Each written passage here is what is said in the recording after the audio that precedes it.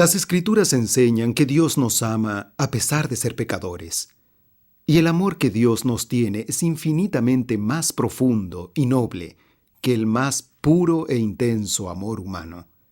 Es sobre ese amor que estudiaremos ahora.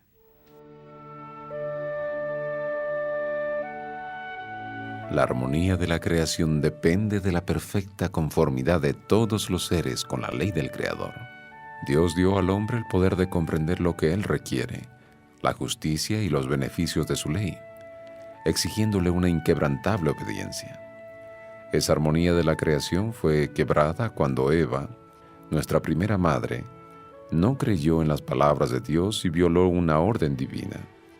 Adán comprendió que su compañera transgredió la orden de Dios, faltando el respeto a la única prohibición que les fuera impuesta como prueba de su fidelidad y amor: no comer del fruto de cierto árbol del paraíso. ¿Qué entiende usted por pecado? Pecado. Pecado es aquello que las personas entienden que pueda herir sus principios, sus valores. La Biblia dice así: Dios no cuenta el tiempo de nuestra ignorancia. Entonces, si uno está haciendo alguna cosa que sabe que es mala, es pecado. La Biblia responde: pues el pecado es infracción de la ley. Primera de Juan 3, versículo 4. El pecado es el rompimiento de la ley moral de Dios, los 10 mandamientos, el decálogo. Cuando violamos cualquiera de los 10 mandamientos o cualquier orden divina, nosotros pecamos. ¿Cuántos pecaron? Las Escrituras dicen: por cuanto todos pecaron y están destituidos de la gloria de Dios. Romanos 3, versículo 23. La desobediencia de Adán operó en él un cambio espiritual. Lo hizo un pecador, un esclavo del pecado, y esa condición pasó a todos los hombres, por cuanto todos somos pecadores. Nosotros no podemos cambiar la historia. Lo que sucedió, sucedió. Adán y Eva tomaron la decisión y se volvieron pecadores. Sin embargo, en las leyes de la biología, nosotros no podemos también interferir en ella. Por ejemplo, una gata solo puede tener hijos gatos, no puede tener perros. Por lo que Adán y Eva, al volverse pecadores, solo podían generar hijos pecadores. No obstante, mi futuro, mi salvación no depende del error de ellos en el pasado. Depende si hoy acepto o no la salvación de Cristo Jesús que Dios me ofrece. Aquí están algunos de los resultados del pecado. La tierra fue maldecida, pasando a producir espinas y cardos.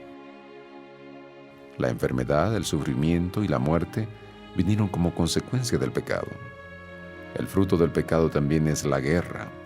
El enemigo de Dios y adversario del hombre, Satanás, se deleita en la guerra, pues ésta excita las más viles pasiones del alma, arrastrando a la miseria a sus víctimas sumergidas en el vicio y en la sangre.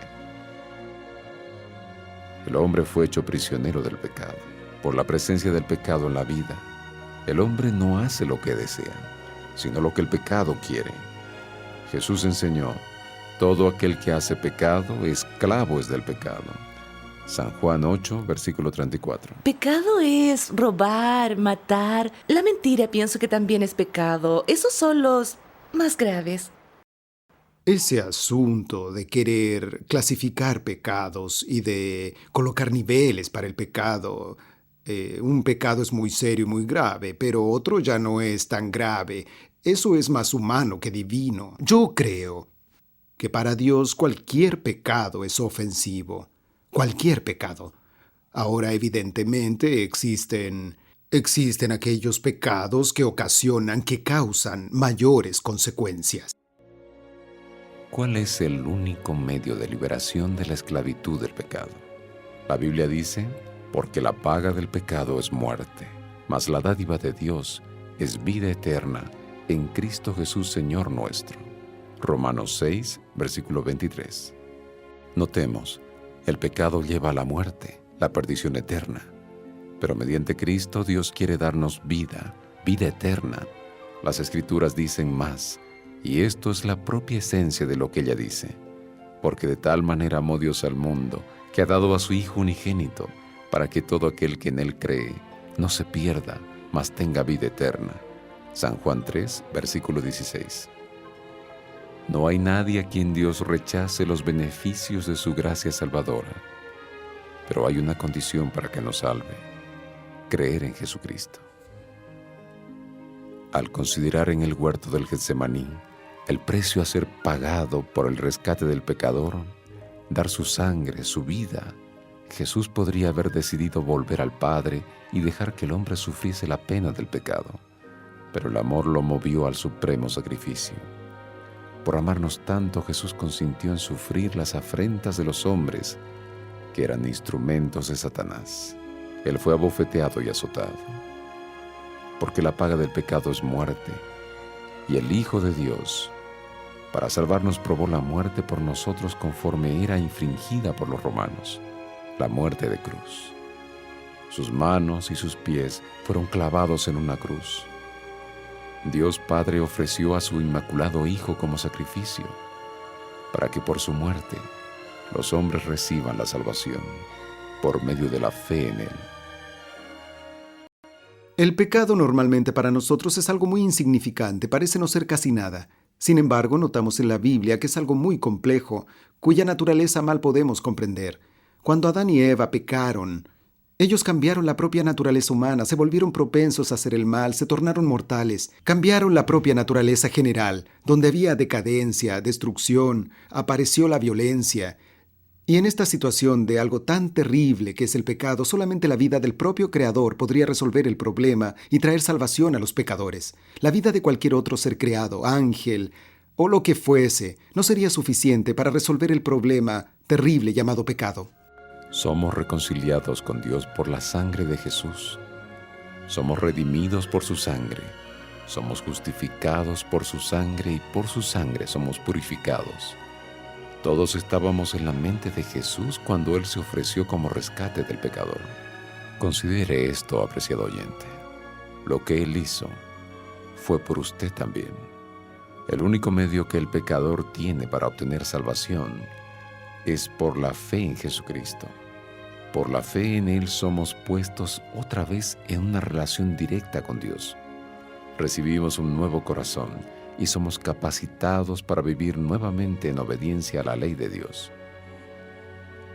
¿Qué debemos hacer ahora?